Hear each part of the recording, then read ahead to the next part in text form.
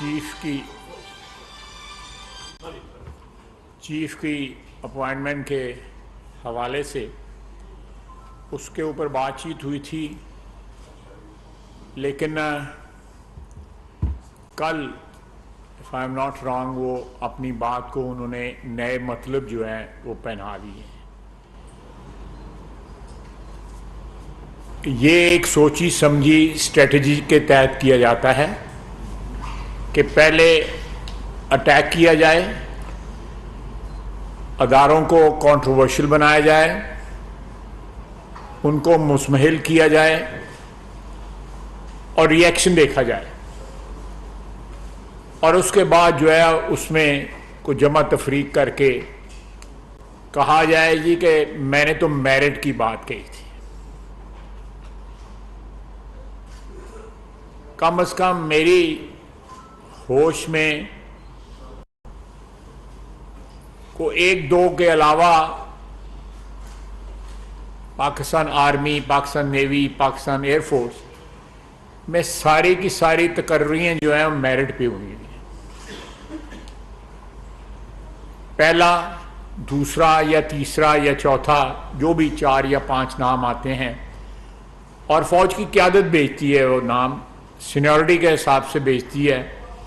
उसमें से prime minister अपनी मशवरे के साथ जो है कंसल्टेशन के साथ जो है उसमें से आर्मी चीफ या नेवल चीफ या एयर चीफ जो है वो अपॉइंट कर लेते हैं।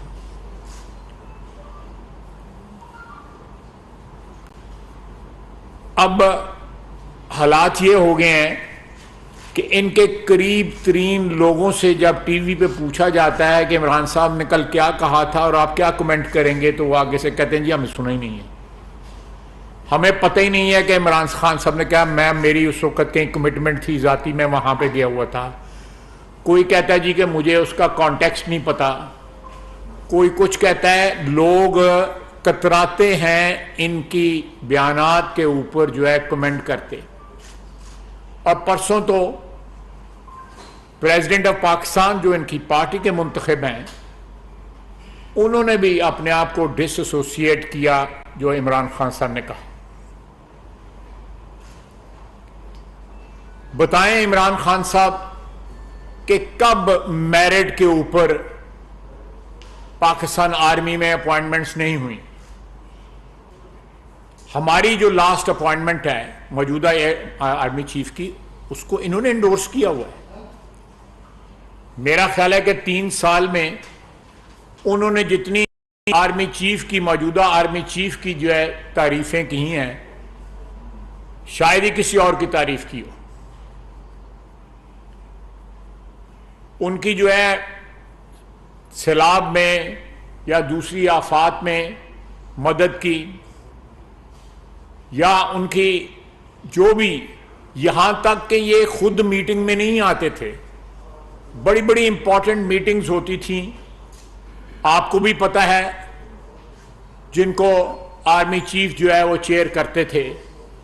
इमरान खान साहब गायब होते थे। कॉन्फिडेंस का ये आलम था कि वो अपनी जगह पॉलिटिकल मीटिंग्स जो थी या सिक्योरिटी ब्रीफिंग्स जो थी वो आर्मी चीफ के हवाले होते थे। आज जब इक़्तिदार नहीं रहा उनके पास, तो हर शख्स में, पूरी क़यादत में जो है, हमारी अफवाज की क़यादत के ऊपर जो है वो अटैक कर रहे हैं, और वो आने वाली जो अपॉइंटमेंट है उसके लिए शकूक व शुबहात डिलिबरेटली, जानबूझ के जो है उसके लिए शकूक व शुबहात जो है वो मेरिट की भी चले। उनकी बात मेरिट की ली, बुजदार की अपॉइंटमेंट मेरिट की थी, या मौजूदा केपी का जो चीफ मिनिस्टर है वो मेरिट पे है। कौन सी चीज है जो वो मेरिट पे उन्होंने की है? बीआरटी की जो इंक्वायरी है वो दफन करा दी, क्या वो मेरिट था? तोशा खाना के मुताल्लिक बात नहीं करते, कहते हैं हीरे सस्ते हैं, वो मेरिट है? 180 मिलियन पाउंड जो नेशनल क्राइम एजेंसी बरतानिया ने यहां पे भिजवाया, उनके लेटर पे सिर्फ सुप्रीम कोर्ट लिखा हुआ है। किसने लिखवाया और वो किसके अकाउंट में गया आप सबको पता है। वो बैरिया टाउन की लाइबिलिटी के अकाउंट में चला गया पैसा। वो क्यों चला गया? सुहावे में जमीन ली गई, उस पर कोई यूनिवर्सिटी नहीं है, 38 उसमें जो है स्टूडेंट्स पढ़ते हैं, वो मेरिट है? या तोशाखाना के तहाइफ लेके उनको बेच देना, या F7 में एक दुकान के ऊपर, और उस पैसे को जो है अपने पास रख लेना, वो मेरिट है? वो एक मैक्सिम है कानून का कि आप जब इक्विटी क्लेम करते हैं या इंसाफ क्लेम करते हैं तो आपके हाथ साफ होने चाहिए। क्या इस शख्स के हाथ साफ है? कोई साफ नहीं है इसके हाथ। कौन सी ट्रांजैक्शन जो है इन्होंने 3.5 साल के अंदर मेरिट पे की है? क्या इन्होंने दवाइयों का स्कैंडल की इन्वेस्टिगेशन की है? क्या वो मेरिट था? चीनी के स्कैंडल की इन्वेस्टिगेशन की है? क्या वो मेरिट था? गंदम के स्कैंडल की मेरिट इन्वेस्टिगेशन की है? क्या की है इन्होंने? नहीं की। किसी चीज की, किसी करप्शन की मेरिट इन्वेस्टिगेशन नहीं हुई। क्या ये मेरिट था? किस मेरिट की बात करते हैं? क्या ये मेरिट है कि आपको वोट ऑफ नो कॉन्फिडेंस के जरिए निकाल दिया जाए और आप उसका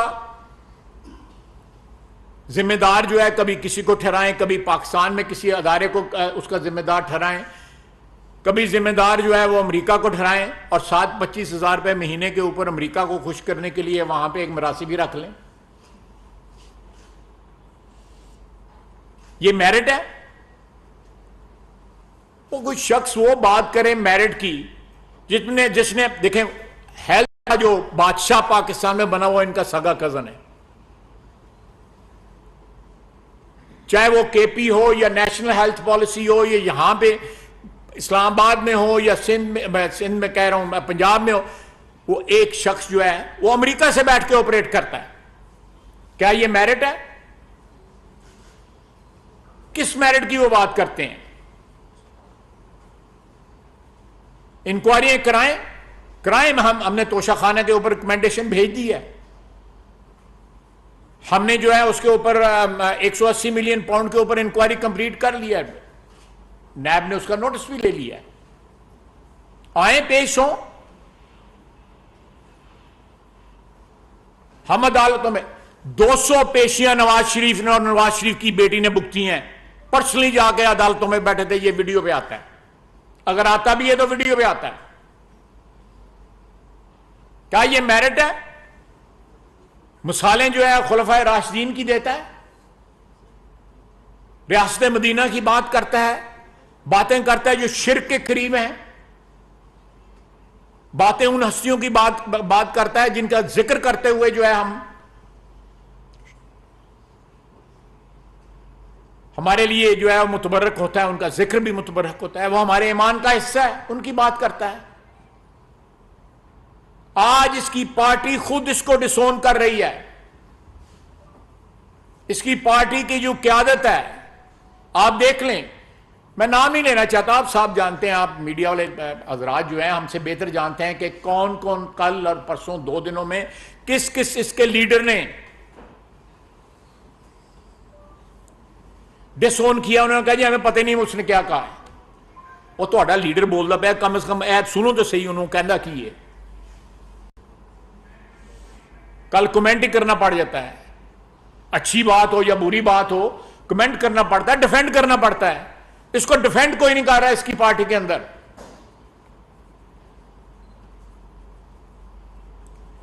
तो मैं मुख्तसर, क्योंकि इन्होंने कल बयान जो है आपने उसकी तस्दीक करने की कोशिश की है या उस पर कलाबाजी लगाने की कोशिश की है, लेकिन ये मैं आपको बात बता दूं, ये डिलिबरेटली किया जा रहा है, जानबूझ के किया जा रहा है कि पहले अटैक किया जाए, उसके बाद कहा जाए कि मेरा ये मतलब नहीं था, मेरा ये मतलब था। नवाज शरीफ की चॉइस को एंडोर्स करते हैं, उसकी तारीफें करते हैं, और आज कहते हैं कि नवाज शरीफ और जरदारी साहब जो हैं अपनी करप्शन के तहफ़्फ़ुज़ के लिए जो है ना, इस तरह की कोई बात नहीं है। यहां पे अदारे मौजूद हैं और वो अदारे इसकी करप्शन की जो है वो तहकीकात कर रहे हैं। तहकीकात जो है ना सिर्फ फॉरेन फंडिंग के केस में जो चीजें शामिल हैं उससे बहुत आगे चीजें चली गई हुई हैं, वो सारी की सारी सामने आएंगी और सारे का हिसाब होगा। ज्यादा देर नहीं लगेगी। मैं मिफ्ताह इस्माइल साहब को कहूंगा कि वो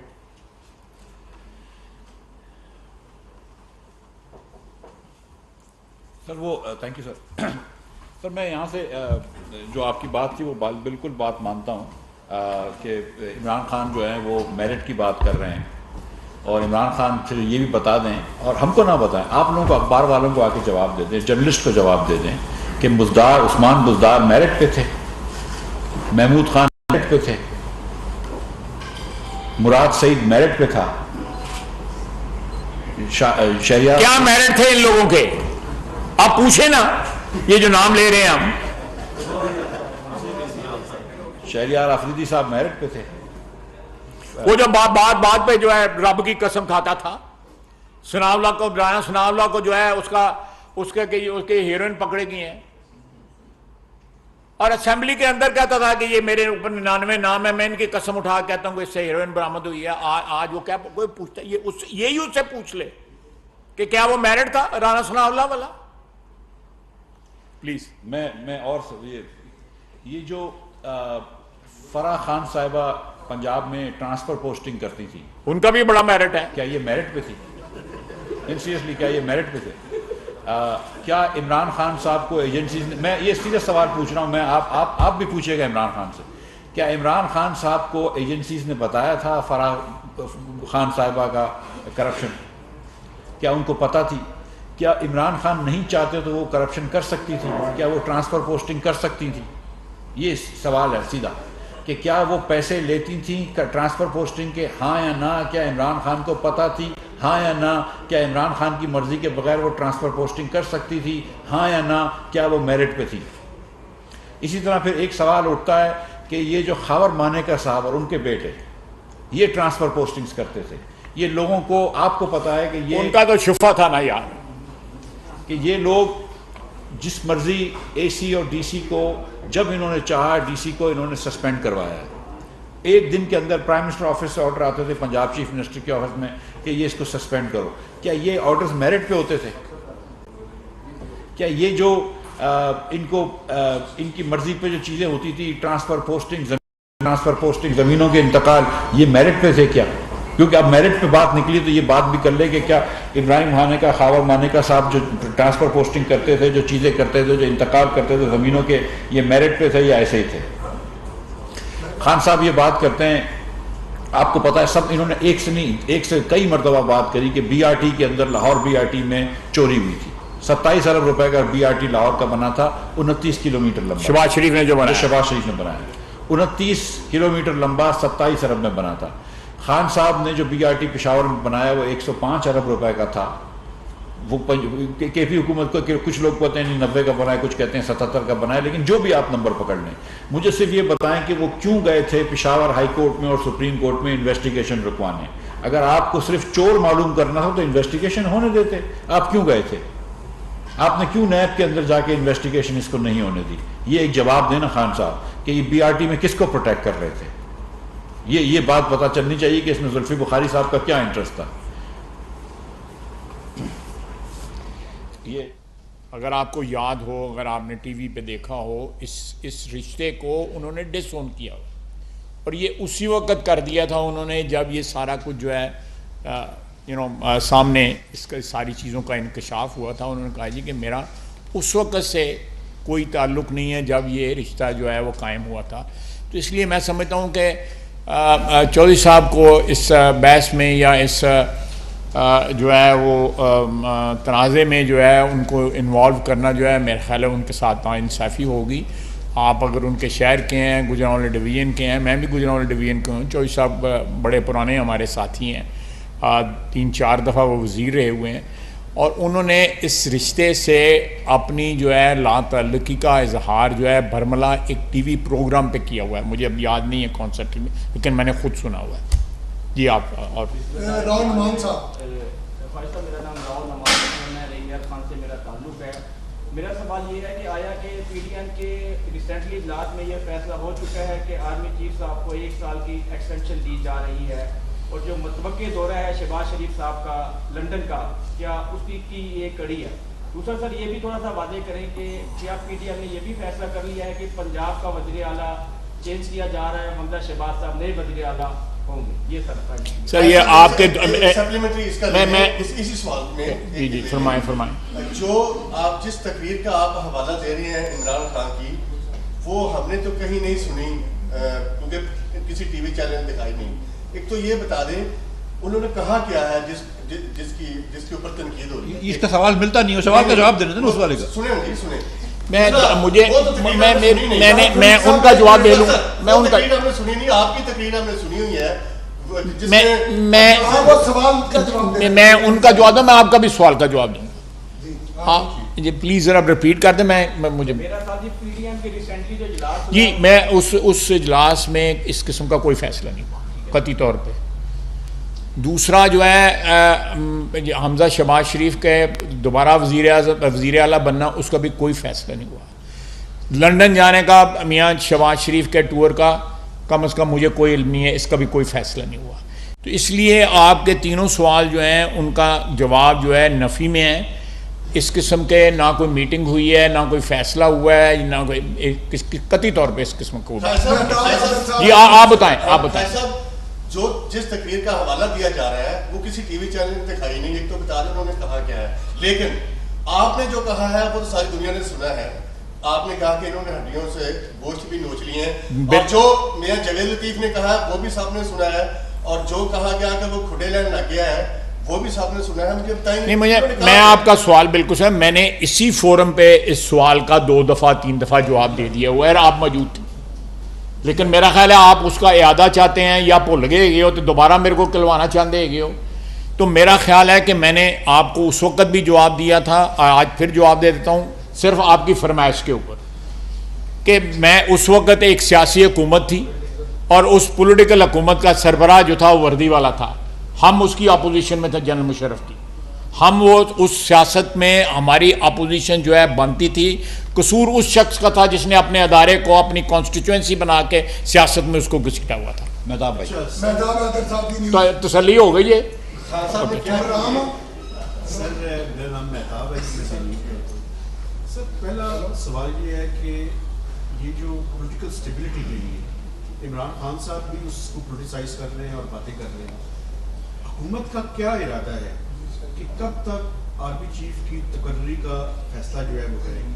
पहला सवाल तो ये है। दूसरा ये है सर, आप करप्शन के बारे में बात कर रहे हैं कि इमरान खान साहब ने करप्शन की, आप गवर्नमेंट में हैं, आप कब तक सब्सटैंशियल किस्म के केसेस बनाएंगे और इस्टेब्लिश, और सिर्फ बनाएंगे नहीं, जैसी पॉलिटिकल विक्टिमाइजेशन पहले होती थी वैसे ना बने, कि इस्टेब्लिश भी कर सके कि उन्होंने वाकई करप्शन किया। पहला सवाल कौन सा था?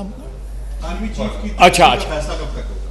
देखें, ये फैसला जो है, मुझे जो 2 एक्सपीरियंसेस हैं, उन दोनों एक्सपीरियंसेस में जो है 2013-2016 में ये आखिरी चंद दिनों में, बल्कि 2 दिनों में या 3 दिनों में फैसला हुआ था। एक्सरसाइज जो है वो 2-3 हफ्ते पहले स्टार्ट ज़रूर हो जाती है, बल्कि महीना पहले स्टार्ट हो जाती है। डोजियर्स वगैरह मंगवाए जाते हैं, उन डोजियर्स के ऊपर कंसल्टेशन होती है, लेकिन फ़ाइनल फ़ैसला जो है ना, मेरा जो एक्सपीरियंस है वो ये है कि आखिरी 24 घंटे या 48 घंटे में जो है वो वज़ीर आज़म साहब जो है सारी कंसल्टेशन के बाद जो है अपना माइंड मेकअप करते हैं और वो फाइनलाइज जो है 29 नवंबर को जो है वो अनाउंस हो जाता है।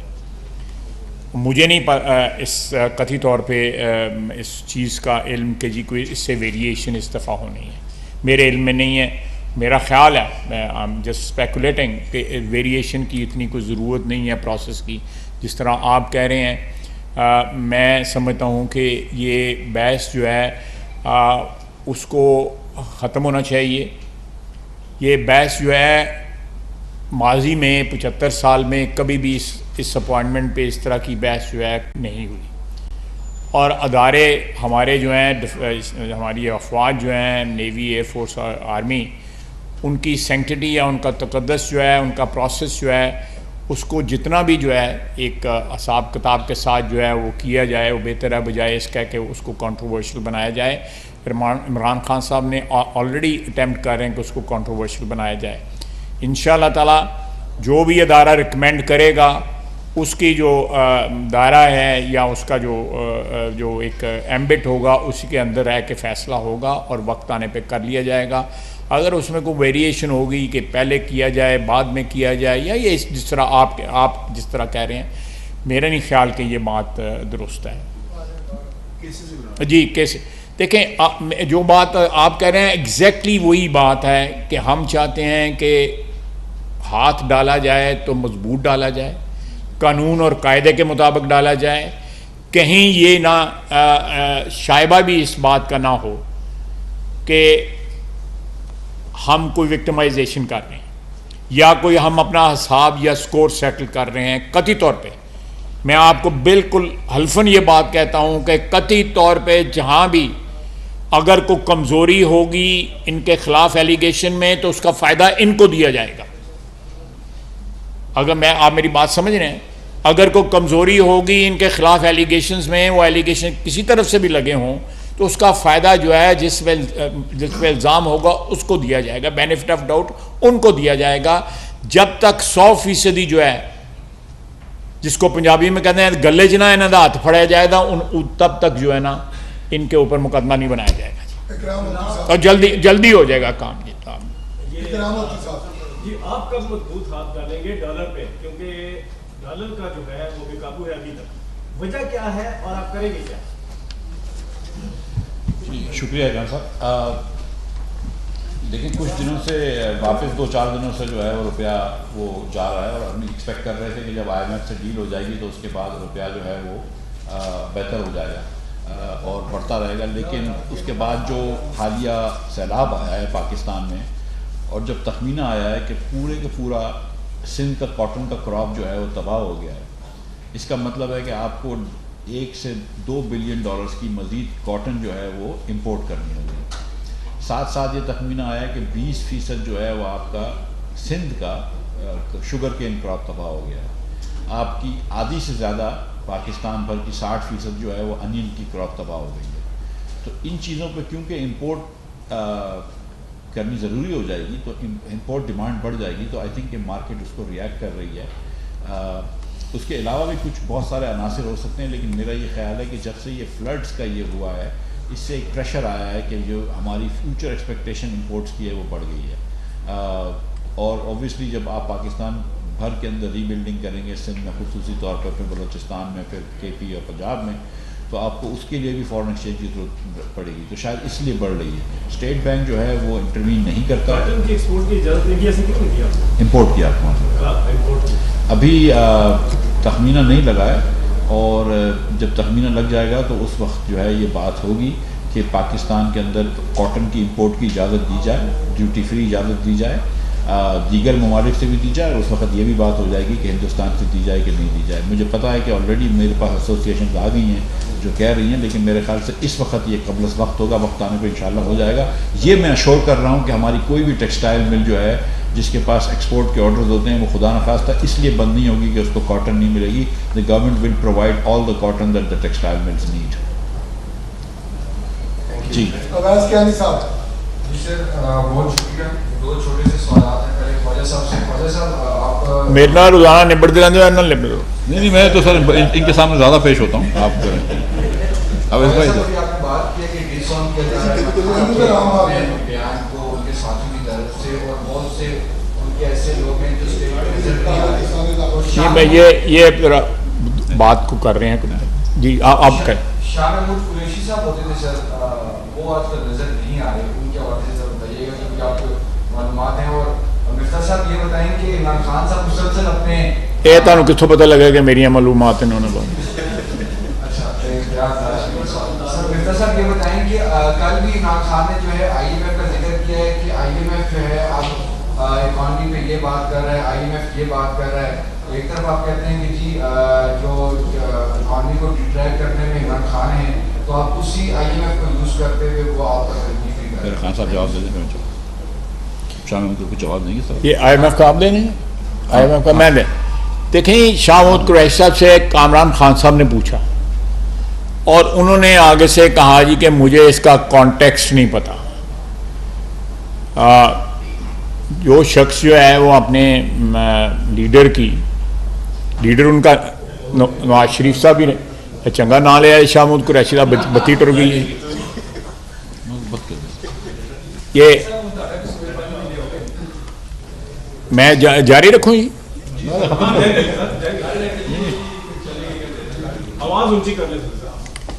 देखें, ये उनके लीडर जो है मियां नवाज शरीफ भी रहे हुए हैं, उनके लीडर बेनज़ीर भुट्टो साहबा शहीद भी रही हुई हैं, उनको भी उन्होंने डिसोन कर दिया था वक्त आने पे, इसको भी डिसोन कर देंगे। उन्होंने केड़ा कुछ आकाएगा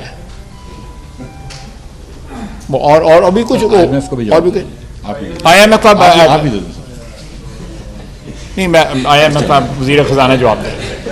चलो मैं ये मुझे एक मिनट लगेगी, मैं माजरत के साथ ये जो बिजली बंद हुई है इसका लोड शेडिंग का भी कोई मसला हल होगा? मैं उसका भी जवाब दे देता हूँ।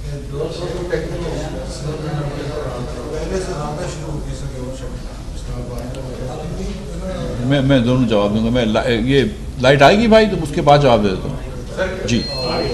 जी IMF का भी आपने बात की और लोड शेडिंग में दोनों की बात करता हूँ। देखिए, IMF की जहाँ तक बात है तो खान साहब ने कोविड के जब आने से पहले, आप जानते हैं खान साहब के बयान जो थे, खान साहब ने ये फरमाया था कि मैं खुदकुशी कर लूँगा, IMF नहीं जाऊँगा। खान साहब ने खुदकुशी तो गालिबन नहीं की है, लेकिन IMF के पास चले गए। उसके बाद जब IMF से इन्होंने मानी सब चीज़ें, उसके बाद कोविड के बाद ब्रेक आई, उसके बाद फिर IMF से मुआहदा किया नवंबर में पिछले साल, और IMF से इन्होंने वादा किया कि मैं अब एमनेस्टी नहीं दूंगा। ये लिखत पढ़त के साथ वादा हुआ है। IMF से वादा किया कि मैं बिजली के ऊपर कोई ब्रेक नहीं दूंगा, कोई सब्सिडी नहीं दूंगा, और IMF से ये भी वादा किया कि हम पेट्रोल के ऊपर 17% सेल्स टैक्स लगाएंगे और हर महीने 4 रुपये बढ़ाते हुए 30 रुपये लेवी लगा देंगे डीजल के ऊपर और 30 रुपये लेवी लगा देंगे पेट्रोल के ऊपर। ये इमरान खान के लिखत पढ़त में वादे हुए हैं IMF से। जब फरवरी के महीने में खान साहब ने एक दिन डिसाइड किया तो उन्होंने ये IMF से एग्रीमेंट तोड़े, अपने चाहने वालों को, दोस्तों को, ATMs को इन्होंने एमनेस्टी दी, नंबर 1। उस वक्त जबकि इकॉनमी ऑलरेडी ओवरहीट कर रही थी, कोई जवाब नहीं था माँ सिवाय इसके कि आप अपने दोस्तों को सिर्फ पैसे देना चाह रहे हैं, आपने एमनेस्टी दे दी।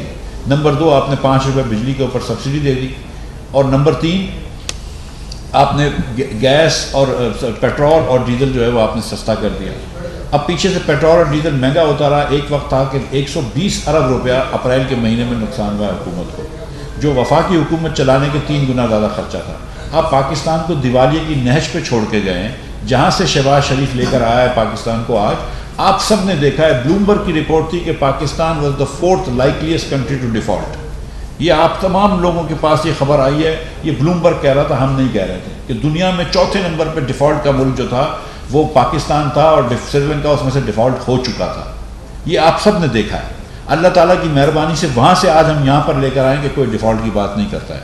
अल्लाह ताला की मेहरबानी से वहाँ से हम लेकर आएँ कि इस फ्लड के बावजूद भी Pakistan is meeting every single international obligation, ये हम कर रहे हैं। उसके बाद हमने यहाँ पर जब आए तो बिजली रिस्टोर करी। खान साहब कोई लंबा मुआहदा नहीं करके गए थे, ना गैस का, ना पेट्रोल का, ना डीजल का, किसी चीज़ का नहीं करके गए थे, कोयले का भी नहीं करके गए थे। और दुनिया भर में महंगी तरीन बिजली हो रही थी, और साथ साथ सोलर 3 साल से कम हो गया था। इन्होंने 1 किलोवाट सोलर का जो है वो लार्ज स्केल पर प्लानिंग नहीं करी, कोई सोलर नहीं लेकर आए पाकिस्तान के अंदर। दुनिया चले गई सोलर पे, और ये खान साहब यहीं बैठे रहे, बस हमको बुराइयां करते रहे, हमको गालियां देते रहे। इनकी फिक्र ये थी कि ख्वाजा आसिफ जेल गया, शहबाज शरीफ जेल गया, नवाज शरीफ जेल गया, मिफ्ता जेल चला गया, इसने खाना क्या खा लिया। ये इसकी इतनी छोटी जहनियत थी कि ये लिखवाते थे कि खाना क्या आता है हमारे घरों से, ये लिखाया जाता था, आपको पता है कि हमारे घरों से खाने क्या आते हैं। आप सोचें कि ये जहनियत के लोगों को हमने हुकूमत दी हुई थी, तो जाहिर है पाकिस्तान दिवालिये के नहज पे पटा था। उधर से अल्लाह की मेहरबानी से हम वापस लेके आए। लोड शेडिंग हो रही है, अगर लोड शेडिंग ना हो, मैं आपको बता दूँ क्या हो, लोड शेडिंग ना हो तो बिजली बनती है तो 60 रुपये यूनिट बनता है। फर्नेस ऑयल की बिजली इस वक्त 60 रुपये यूनिट, अगर जामशेरों का प्लांट चलाओ 60 रुपये वेरिएबल कॉस्ट है वो बिजली बनाने की। जब वो आपको ट्रांसफ़र करते हैं तो ये, मैं खालिद साहब बैठे मैं इनके सामने कहता हूँ 21% पे ये आए थे। ख्वाजा साहब जब लास्ट टाइम वजीर बने थे तो 21% ट्रांसमिशन डिस्ट्रीब्यूशन लॉस था। अल्लाह ताला ने बहुत मेहरबानी फरमाई, हमने ये बिजली भी इतनी लगा दी लेकिन 3% हमने ट्रांसमिशन डिस्ट्रीब्यूशन लॉस भी कम कर दिया। 21 से 18 पे आ गए, ये वापस 19 पे लेके गए थे।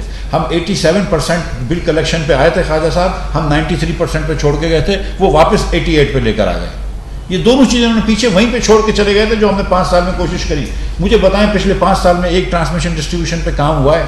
कोई एक इन्होंने कोई अच्छा ट्रांसमिशन लगाया, प्रोजेक्ट लगाया? कोई इन्होंने एक जगह डिस्ट्रीब्यूशन बेहतर करी है? कोई एक जगह पे इन्होंने कहा हो कि हमने यहाँ पे बिल कलेक्शन अच्छी करी कि फला फीडर जो है उस पर बिल कलेक्शन अच्छी हो गई? कोई एक दिखा दें डिस्को हमको, ISCO, FESCO छोड़ दें आप सिंध की डेस्कोस को, कोई एक दिखा दें हमको डिस्को जहाँ पे इन्होंने बिल कलेक्शन अच्छी करी हो। हर जगह तो पीछे छोड़ के गए। 1077 अरब रुपया पिछले साल फाइनेंस मिनिस्ट्री ने उनको दिया है पावर सेक्टर को। IMF के हिसाब से 850 अरब रुपए का सिर्फ सर्कुलर डेट हुआ है, जो हमने पैसे दिए तो इसलिए कम एडिशन हुई है। उसके बाद इस वक्त अगर आप चाहें तो लोड शेडिंग खत्म हो जाएगी, हम 60 रुपए किलोवाट की बिजली बनाएंगे। जो 20% एक निकालो तो 72 की हो गई, और 10% एक निकालो तो ये हो गई 80 रुपए की। 80 रुपए का यूनिट हो जाता है एवरेज पे। तो फिर आपको FSC लग के आएगा लंबा लंबा, और ये जो FSC लग कर आया है आपको अगस्त के अंदर, वो जुलाई के बिलों की वजह से अगस्त में लगा है, वो मई में चले। वो मई की जो यूनिट्स थे उसके अंदर 9 रुपये 90 पैसे यूनिट की ज़्यादा कॉस्ट आई है। जो अप्रैल के अंदर बिजली जो है उसका फ्यूल यहाँ पर आया था, जो मार्च अप्रैल में सौदे हुए थे, जो अप्रैल में फ्यूल आया था, फर्नेस ऑयल आया था, जो मई में चला है, जिसका बिल आया है। तो ये इमरान खान के गुनाह थे, उसका भी हमको भी उसका भी गुनाह हमको मिल रहा है। तो अब यहाँ पर एक कश्मकश है कि यहाँ पे जीरो लोड शेडिंग कर सकते हैं तो उसके बाद रेट बढ़ जाएंगे। आप इस वक्त देखेंगे इंग्लैंड की गवर्नमेंट जो है वो 150 से 200 बिलियन डॉलर्स की बात कर रही है सब्सिडी देने की। आप देख लीजिए कि जर्मनी के अंदर और फ्रांस के अंदर 1 यूरो पर यूनिट से ज़्यादा का, यानी कि 250 रुपये से ज़्यादा का यूनिट हो गया है बिजली का। तो दुनिया इस वक्त कम्पीट कर रही है, हम पूरी कोशिश कर रहे हैं। लेकिन अगर PTI की हुकूमत ने कुछ सोलर पावर किया होता, अगर इन्होंने कुछ ट्रांसमिशन डिस्ट्रीब्यूशन पे काम किया होता, खायर साहब अगर 93% पे छोड़ के गए थे तो वो 95% तक ले आते। अगर वो 18% पे ले आए थे, 3% कम करा था, वो चलो 3 ना करते 2% कम करते तो आज ये हाल ना होता। तो ये हमारी जो इस वक्त आपको महंगी बिजली लग रही है, ये भी PTI का कसूर है। सॉरी उस्मान खान साहब, सवाल आपसे ये है कि आपके दोस्त इमरान खान के बारे में तासुर ये है कि उनको अवामी वज़ीर बहुत ज़्यादा हासिल है। क्या ये भी एक खौफ हो सकता है कि उनको अगर हाथ नहीं डाला गया कि कहीं अगर उनको गिरफ्तार किया जाता है तो उसका अवामी रद्द-ए-अमल बहुत ज़्यादा आएगा? क्या ये तासुर मिल रहा है आपको? अगर हुकूमत जैसा आप कह रहे हैं कि जल्दी हाथ डाल दिया जाएगा तो कोई शेयर करना चाहिए तो कौन सी ऐसी लीड है, कौन सा केस है जिसके आप मैं नहीं कर सकूंगा हैंडल जो है ना। एक सवाल करना, एक उसका जवाब दे, सप्लीमेंट्री क्वेश्चन की बाद में इजाज़त दे देंगे। ये उस्मान साहब देखें, ये खौफ कोई नहीं है, अल्लाह के फजल से खौफ कोई नहीं है, उसकी मेहरबानी होनी चाहिए। खौफ उसी का होना चाहिए, अल्लाह ताला की ज़ात का, और कोई खौफ नहीं है। ये इसकी आप ज़रा पॉलिटिकल जो सपोर्ट है उसके उतार चढ़ाव को स्टडी करें। मैं आपकी बात जो है तस्लीम करके कहता हूं कि जिसका वोट ऑफ नो कॉन्फिडेंस था, मुझे इनके बड़े अच्छे सीनियर लीडर ने कहा कि आज अगर हम इलेक्शन में जाएं उससे को महीना 1.5 महीना कबल जो है अदनात के तरीके तो हमें 16-17 सीटें भी नहीं मिलेंगी, हमारा टिकट लेने वाला कोई नहीं होगा। इन्होंने बाउंस बैक किया। मेन उसका कॉज जो है महंगाई है, मेन उसका कॉज महंगाई है। बाकी जो इनकी सपोर्ट जो है वो थी, पहले भी थी, आज भी है। लेकिन जो मैं एक पॉलिटिकल वर्कर की हैसियत कहते हैं, जो स्विंग वोट था वो इनसे जुदा हो चुका हुआ था जो है। अब जो हालात जो इस तरह अनफोल्ड हो रहे हैं, आने वाले 1-2 महीने के अंदर इंशाअल्लाह ताला, मिफ्ता साहब ने जब जिस तरह अभी एक्सप्लेन किया है, ये इकनॉमिक जो है, ये इसका जो डाउन टर्न था वो इंशाअल्लाह ताला वो उसको हमने अरेस्ट कर लिया है, और इसको आहिस्ता आहिस्ता जो है हम महंगाई को अगले 2-3 महीने में बेहतर बनाएंगे। ये अल्लाह ताला की तरफ से है जो हमें सैलाब का सामना सारी कौम को इस वक्त करना पड़ रहा है, उससे भी निपटेंगे। लेकिन ये बात मैं आपको बिल्कुल 100% कहता हूँ कि इकनॉमिक जो है वो एक किस्म का जो है वो अप टर्न ज़रूर आएगा और हालात बेहतर होंगे, लोड शेडिंग भी ख़त्म होगी, बिजली के बिलों में भी कमी वाक़या होगी, पेट्रोल की उसमें भी कमी वाक़या होगी। ये पिछला जो मलबा था वो हमने तकरीबन साफ़ कर लिया है। दूसरा आपने कहा कि हम उसको हाथ डालेंगे बग़ैर किसी खौफ के। हम सिर्फ हाथ डालने का, जिस तरह मैंने मेहताब साहब के सवाल का जवाब दिया है, ये चीज़ उस वक्त का इंतज़ार कर रहे हैं कि जब हम हाथ डालें तो मजबूत डालें, उससे ये शायबा ना हो कि हमको पॉलिटिकल विक्टिमाइजेशन करने हैं, ताकि ये कोई शहीद बनने की कोशिश ना करें। Last question.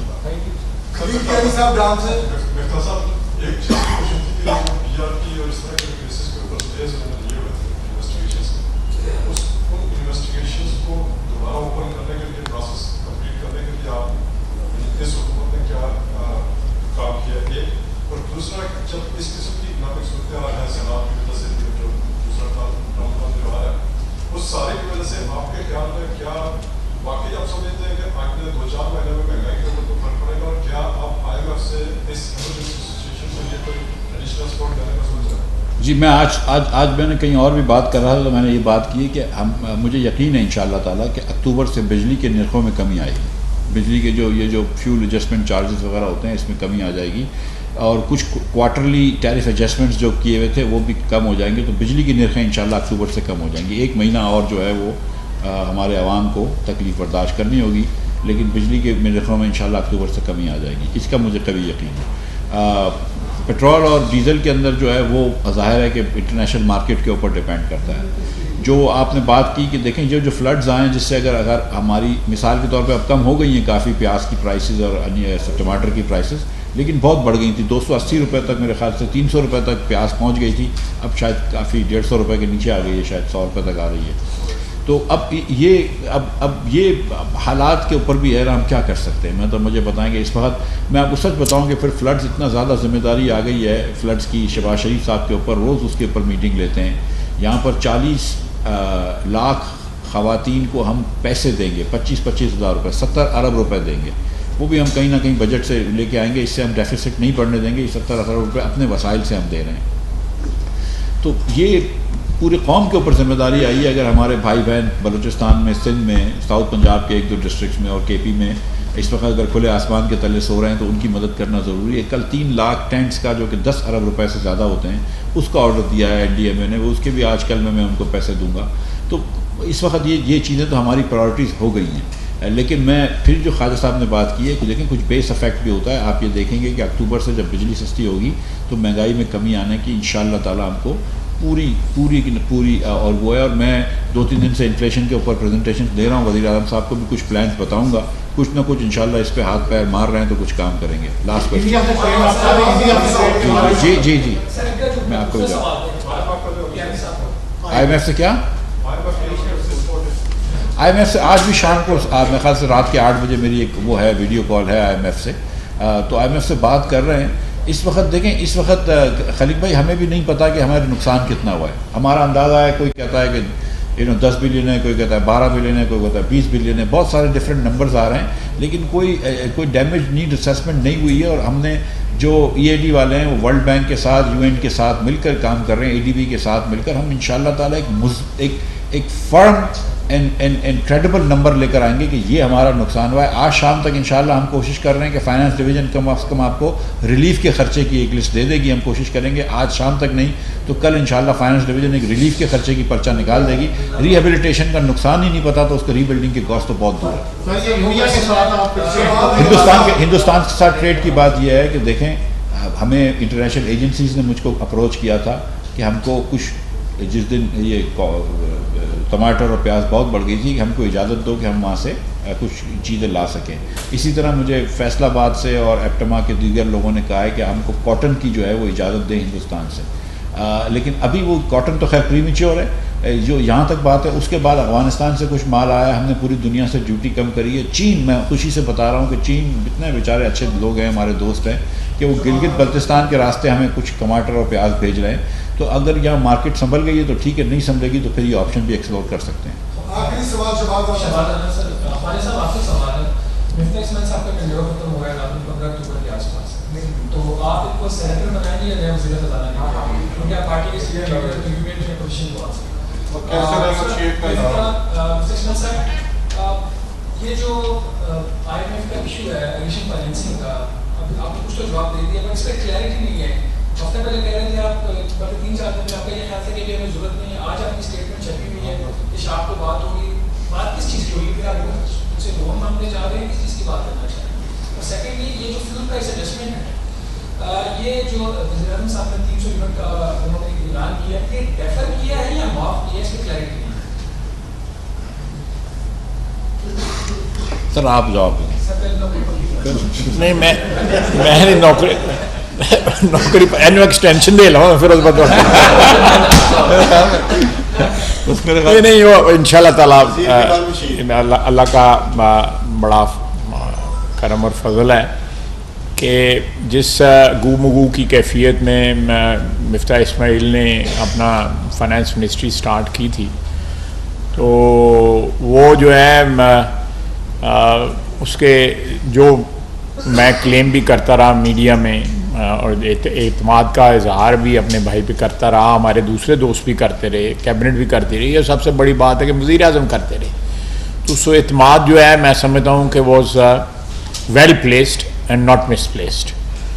तो ये जो आपने बातें की हैं, 2 बातें आपने की हैं कि एक सेनेटर बनने की या उनकी जो एक्सटेंशन है टेन्योर की, ये जो 6 महीने एक्सपायर हो रहे हैं, तो ये डेफिनेटली गवर्नमेंट हमारी कंसिडर करेगी।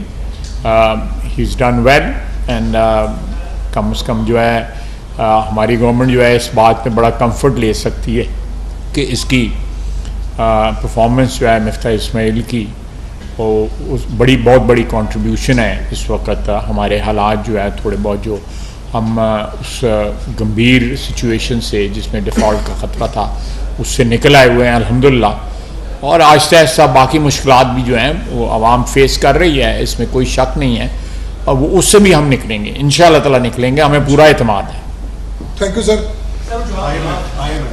तो जो ये जो कीमतें इस वक्त हमने की हैं 200 से 300 की, ये डिफर्ड हैं और एट एन अप्रोप्रिएट टाइम हम इसको रिविजिट करेंगे, और ये जो IMF से मीटिंग है वो IMF की रिक्वेस्ट पे हुई है, तो उस पर बात करेंगे।